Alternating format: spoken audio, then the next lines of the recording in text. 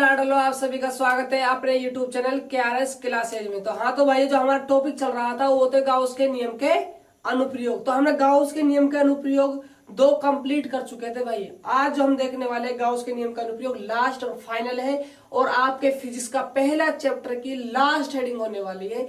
इसके बाद आपका चैप्टर नंबर 1 फिजिक्स में कंप्लीट हो जाएगा भाई।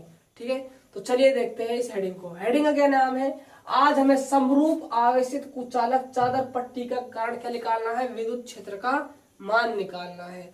जैसा कि मैं फिजिक्स में करता आया हूं अब तक, हेडिंग से ही डायग्राम बनाता हूं और हेडिंग से ही कोशिश होती है जितना आपको हो सके हेडिंग से ही समझाने की कोशिश करता हूं भाई। देखो, तो आइए देखिए, समरूप आवेशित। पहली बात आपको पता होना चाहिए समरूप आवेशित का मतलब क्या होता है। समरूप आवेशित का मतलब ये होता है कि आवेश जो फैला हुआ है वो क्या है, एक समान रूप से फैला हुआ है। अब किस पर फैला हुआ है? कुचालक चादर पट्टी का। कुचालक का मतलब क्या होता है कि आवेश कहां तक फैला होता है? अंदर तक फैला होगा। ठीक है साहब, बहुत अच्छी बात, बहुत बड़ा मजा आया। कुचालक चादर पट्टी का लेनी, कारण विद्युत क्षेत्र का मान ज्ञात करना है। देखो मैं डायग्राम ड्रॉ करता हूँ, ध्यान देना थोड़ा सा। चादर पट्टी का है, कुचालक चादर पट्टी का। तो पहले पट्टी का बनाइए। तो देखो पट्टी का बनाने के लिए क्या करोगे आप? डंडा खींचे सीधा, ठीक है। उसके बाद यहाँ एक तिरछी लाइन खींचिए, उसके बाद इसको नीचे लाइए, उसके बाद इसको मिला दीजिए।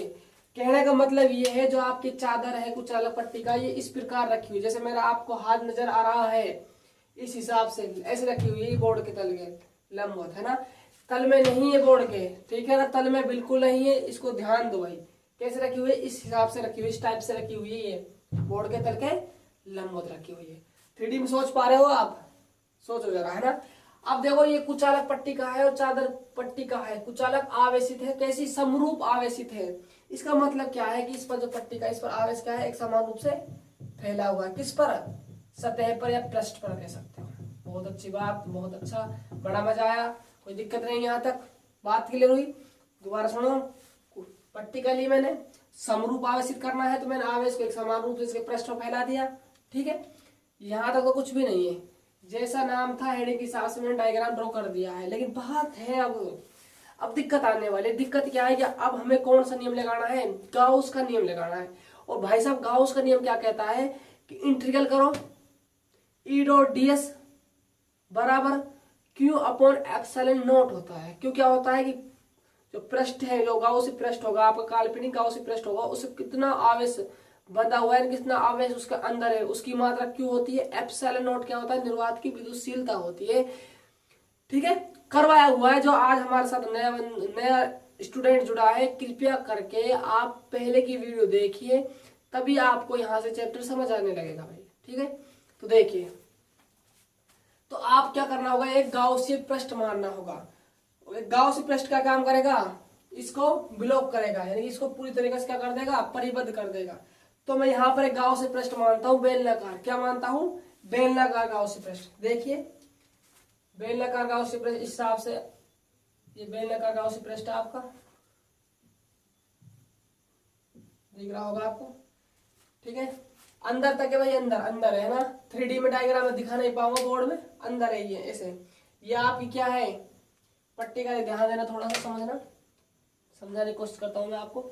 ये आपकी पट्टी का है, ये बेलन है आपका, इधर से क्या है? एक बेलन है। इस हिसाब से ये अंदर से प्रवेश कर रहा है बेलन। डायग्राम बोर्ड में है 2D में, इसलिए मैं दिखा नहीं पा रहा हूँ यहाँ पर। लेकिन आपको क्या करना है? अज्यूम करना है, सोचना है। ठीक है, देखिए ये क्या मान लिया मैंने? बेलनाकार गाउसी पृष्ठ। ये क्या है आपका? बेलनाकार गाउसीय पृष्ठ। अब देखो हमें क्या लगाना है? गाउस का नियम लगाना है। देखो यहाँ पर गाउस के नियम से, तो गाउस का नियम क्या होता है? क्लोज इंटीग्रल लगा दूं, क्योंकि बंद पृष्ठ लिया है अपने गाउस के। क्या होता है? E vector dot DS vector बराबर में क्यू अपॉन में एप्सिलॉन नॉट होता है। क्या होता है? क्यू अपॉन में एप्सिलॉन नॉट होता है। मान लीजिए इसका अंदर क्या है? कैपिटल क्यू आवेश है। जो आपकी क्या है? चादर है, इसके अंदर क्या है? कैपिटल क्यू आवेश उपस्थित है। ठीक है, अब देखिए जो आपने बेलनाकार गाउसी पृष्ठ माना है, मैं इसको 3 भागों में डिवाइड कर सकता हूँ। कितने भागों में विभाजित कर सकते हैं? उस 3 भागों में। कौन कौन से? देखो, एक तो आप क्या हो गया? S1 वृत्ताकार पृष्ठ हो गया। दूसरा क्या होगा, ये वृत्ताकार पृष्ठ होगा, इसको क्या नाम दे दूं मैं, S2 नाम दे दूं। एक आपका क्या हो गया यहाँ पर वक्र पृष्ठ हो गया, क्या हो गया वक्र पृष्ठ, इसको क्या नाम देते हैं S3, समझे। यानी जो आपको बेलनाकार गाउस पृष्ठ था उसके मैंने 3 हिस्से कर दिए, कौन कौन से, 2 तो इसमें क्या हो गया वृत्ताकार भाग हो गया इसका, एक क्या हो गया इसका वक्र पृष्ठीय भाग हो गया, इसको मैंने क्या नाम दे दिया S3 नाम दे दिया। अब देखो तो हमने 3 भागों में तोड़ा, किस किस में ध्यान देना थोड़ा सा यहाँ पर। एक तो ऐसे भाग में डॉट प्रोडक्ट हटेगा तो यहाँ EDS cos थीटा आ जाएगा, बहुत अच्छी बात, बड़ा मजा आया। S2, ठीक है, तो ये क्या है S2, चलो यहाँ दिखाई नहीं दे रहा होगा, मैं ऊपर लिखता हूँ, देखो भाई यहाँ ध्यान दो, 3 भागों में तोड़ रहा हूं मैं इसको, ठीक है। S1 में यहां से डॉट हटेगा तो क्या आएगा, यहाँ cos आएगा भाई, cos थीटा प्लस S2 पृष्ठ क्या है, ये क्या है वृत्ताकार है, देखो EDS cos थीटा प्लस में S3, ये क्या देगा EDS cos थीटा बराबर में कैपिटल क्यू आवेश है अपॉन में एप्सिलॉन नॉट। अब देखो सबसे पहले हमें यहाँ पर थीटा पता होना चाहिए, यहाँ पर थीटा, और यहाँ पर क्या पता होना चाहिए, थीटा पता होना चाहिए। यानी कि S1 पृष्ठ के लिए थीटा क्या है, S2 पृष्ठ के लिए थीटा क्या है, और S3 पृष्ठ के लिए थीटा क्या है। जब तक हमें थीटा नहीं पता होगा तब तक हम विद्युत क्षेत्र का मान नहीं निकाल पाएंगे, क्योंकि यहाँ से डॉट प्रोडक्ट हटता है तो क्या आता है cos थीटा आता है। थीटा किसके मध्य का कोण है, E वेक्टर और DS वेक्टर के मध्य का कोण है भैया, ठीक है। अब ध्यान दो, थोड़ा ध्यान देना, बिल्कुल जायज है, यहाँ बिल्कुल दिमाग लगा के चलना भाई, जिसने दिमाग नहीं लगाया उसकी कहानी खत्म, ठीक है। देखो भाई मैं बात करता हूँ S1 पर, किसकी दिशा देख रहा हूँ मैं, E वेक्टर की और DS वेक्टर की, पहले ध्यान देना थोड़ा सा ना। यह आपकी क्या है पट्टी का है, यहाँ पर आपका आवेश फैला हुआ है, यहाँ पर सब जगह आवेश फैला हुआ है, यहाँ आपका S1 बिंदु है, तो S1 बिंदु पर जो विद्युत क्षेत्र की तीव्रता है, ये क्या है, यहाँ पर विद्युत क्षेत्र कह दीजिए या विद्युत क्षेत्र की तीव्रता कह दीजिए, बात एक ही है। यहाँ आपका S1 पॉइंट है, ठीक है, तो प्लस आवेश फैला हुआ है, तो प्लस आवेश का काम क्या होता है, विद्युत क्षेत्र की तीव्रता की दिशा निकाली थी हमने, प्लस आवेश क्यों आवेश कारण, माइनस क्यों आवेश कारण, प्लस क्यों आवेश कारण दिशा होती है बाहर की ओर, क्या करता है प्लस धक्का देता है भैया, धक्का दिया तो ई की दिशा कहाँ हो गई, इधर, समझे, समझ गए, अच्छी बात, बहुत अच्छी बात, बड़ा मजा आया। अब देखिए हमें डीएस क्या है, यहाँ पर क्षेत्रफल सदिश है, तो हमें क्षेत्रफल सदिश की दिशा भी पता होनी चाहिए, तभी तो हम कोण डिफाइन कर पाएंगे, कोण कितना होने वाला एंगल, ठीक है। तो देखो क्षेत्रफल सदिश, ये क्या है आपका क्षेत्रफल सदिश, और तो मैंने आपको बताया था कि क्षेत्रफल सदिश की दिशा कहाँ होती है, पृष्ठ के लंबवत, क्या होती है, पृष्ठ के लंबवत होती है भैया। तो ये आपका पृष्ठ है, ये समझिए, यह आपका एक बेलन है, ठीक है, यह आपका पूरा पृष्ठ है, तो लंबवत बाहर की ओर, यानी कहने का मतलब जो डीएस वेक्टर है वो भी कहाँ होगा, इधर ही होगा, यहाँ थीटा कितना आ जाएगा 0 डिग्री आ जाएगा, ठीक है। आगे देखिए बात करता हूं मैं S3 पृष्ठ के लिए, तो यहाँ प्लस आवेश से धक्का देगा तो विद्युत क्षेत्र की दिशा इस डायरेक्शन में हो जाएगी, ठीक है।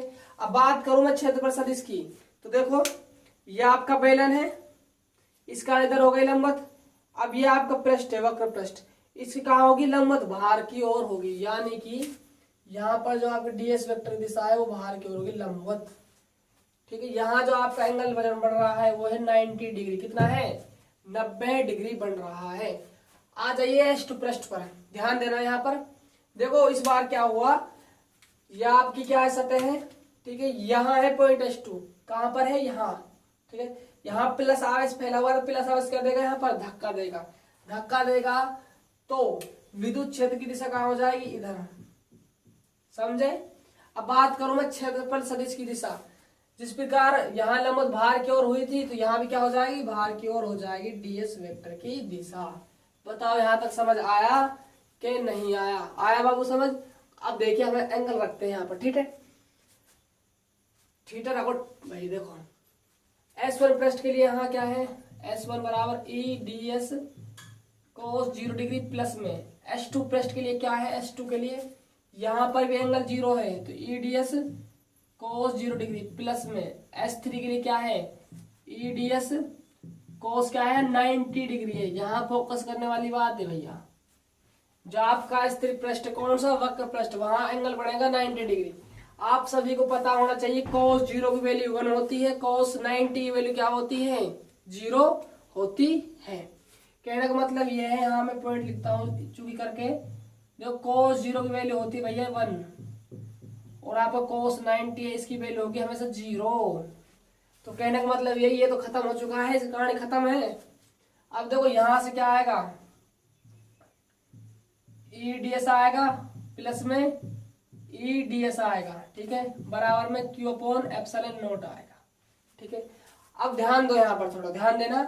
DS क्या है, यहाँ पर क्षेत्रफल है S1 का, और ये क्या है S2। यहाँ DS क्या है S2 सरफेस का क्षेत्रफल है। ये एक वृत्ताकार क्षेत्रफल है, वृत्ताकार सतह है, सॉरी, ये एक वृत्ताकार सतह है, और ये भी क्या है एक वृत्ताकार सतह है। मान लीजिए इस वृत्ताकार सतह का जो क्षेत्रफल एरिया है वो क्या है कैपिटल ए है। ये दोनों ही तो बराबर है, तो इसका क्या हो जाएगा एरिया कैपिटल ए हो जाएगा, ठीक है। ध्यान देना भाई, ई कांस्टेंट है, इसे ज्ञात करना है, डीएस अंदर, इसका समाकलन करना है, ई बाहर, डीएस क्या हो जाएगा अंदर, बराबर में क्यू अपॉन एप्सिलॉन नॉट, ठीक है। अब देखो डीएस क्या है क्षेत्रफल, तो मैंने जो वृत्ताकार सतह है इसका क्षेत्रफल क्या मान लिया ए, तो यहां से क्या जाएगा ई ए, और यहां से भी ई ए, बराबर में क्यू अपॉन एप्सिलॉन नॉट, ठीक है। ई ए प्लस ई ए क्या हो जाएगा 2EA, क्या हो जाएगा 2EA क्यू अपॉन में एप्सिलॉन नॉट। हमें तो क्या याद करना है, ई निकालना है, तो ई की वैल्यू क्या हो जाएगी क्यू अपॉन में 2A एप्सिलॉन नॉट हो जाएगी, क्या हो जाएगी क्यू अपॉन में 2A एप्सिलॉन नोट हो जाएगी। यहाँ नोट करने वाली बात क्या होगी भैया, ध्यान देना, दिमाग लगाना थोड़ा सा। अब देखो जूम करो, थोड़ा सोचो, है ना। ये आपका आवेश कहाँ फैला हुआ है सतह पर। जब आवेश सतह या पृष्ठ के अनुदिश फैला होता है, यानी कि क्षेत्रफल के अनुदिश फैला है, तो कौन सा घनत्व काम आता है पृष्ठ आवेश घनत्व। क्या आता है पृष्ठ आवेश घनत्व। जब आवेश रेखा का अनुदिश फैला होता है तो रेखीय आवेश घनत्व, जब आयतन का अनुदिश फैला होता है तो आयतन आवेश घनत्व, जब आपका जो आवेश है पृष्ठ के अनुदिश फैला होता है तो पृष्ठ आवेश घनत्व काम आता है। तो दिमाग लगा, यहाँ जो आवेश फैला है वो पृष्ठ के अनुदिश फैला है, इसका मतलब क्या यूज आने वाला है यहाँ पृष्ठ आवेश घनत्व। तो पृष्ठ आवेश घनत्व की परिभाषा से, पृष्ठ आवेश घनत्व की परिभाषा से, तो क्या होती है पृष्ठ आवेश घनत्व, क्या होता है सिग्मा बराबर में क्यू अपॉन में ए होता है भैया, क्या होता है क्यू अपॉन में ए। तो कहने का मतलब ये है कि जो इसकी ये वैल्यू है आपकी क्यू अपॉन में ए, यहां मैं क्या रख सकता हूँ सिग्मा, तो ई बराबर क्या आ जाएगा सिग्मा अपॉन में 2 एप्सिलॉन नॉट आ जाएगा। क्या आ जाएगा आपका आंसर। तो भैया छाप के रखना, ये क्या है आपका, जब आप एक चादर लेते हो कौन सी कुचालक, कैसा आवेशित करते हो समरूप आवेशित करते हो, तो उसके कारण जो उत्पन्न होता है विद्युत क्षेत्र का मान होता है सिग्मा अपॉन में 2 एप्सिलॉन नॉट। कुचालक, यदि चालक होता, क्या होता बाबू चालक होता, तो क्या होता यहाँ पर आवेश नहीं होता, तो यहाँ 2 गायब हो जाता, ठीक है 2 हट जाता है, ये चालक की है, लेकिन हमें पढ़ना है कुचालक की हेडिंग। तो ये कुचालक का क्या होता है विद्युत क्षेत्र सिग्मा अपॉन में 2 एप्सिलॉन नॉट होता है। तो ठीक है दोस्तों, जो आपका गाउस का नियम का जो लास्ट अनुप्रयोग था वो हमने आज कंप्लीट कर लिया है। आज से आपका चैप्टर नंबर 1 कंप्लीट हो गया है। कल से हम चैप्टर नंबर 2 स्टार्ट कर देंगे। ठीक है दोस्तों, यदि वीडियो को अच्छी लगी हो तो वीडियो को लाइक करना, और जिसने वीडियो शेयर नहीं की है फटाफट वीडियो शेयर कर दीजिए, ठीक है। और कुछ भी चीज यदि समझ नहीं आई है तो अवश्य कमेंट बॉक्स में डाले भाई, है ना, जिससे कि हमें पता रहे कि आपको क्या समझ आया क्या समझ नहीं आया है। ठीक है दोस्तों, मिलते हैं नेक्स्ट वीडियो में, बाय बाय, टेक केयर।